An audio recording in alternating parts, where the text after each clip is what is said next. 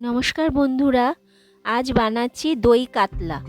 আপনারা সকলেই এই রেসিপিটা জানেন, তবু আমি যেভাবে বানাই সেটাই আজকে দেখাবো।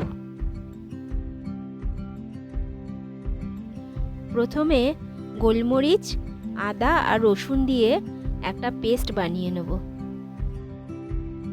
মাছগুলোকে ভালো করে ধুয়ে পরিষ্কার করে নিয়ে নুন আর গোলমরিচ, আদা রসুনের পেস্টটা ভালোভাবে মাখিয়ে নেব।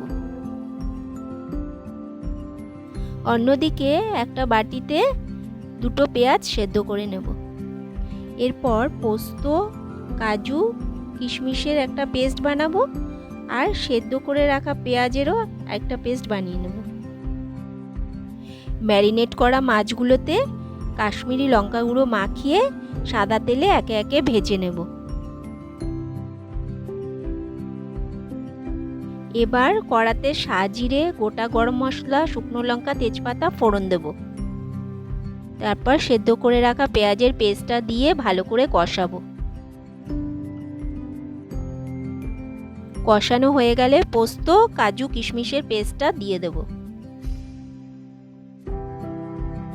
মশলার মধ্যে কাঁচা লঙ্কা কুচি, নুন, ধনে গুঁড়ো আর কাশ্মীরি লঙ্কা গুঁড়ো দিয়ে আরেকটু কষিয়ে নেব।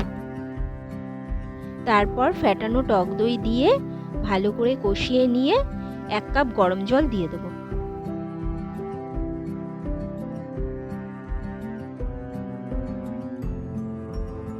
ঝোলটা ফুটে উঠলে ভেজে রাখা মাছগুলোকে দিয়ে ওপর থেকে গরম মশলা আর ঘি ছড়িয়ে দিলেই দই কাতলা রেডি হয়ে যাবে।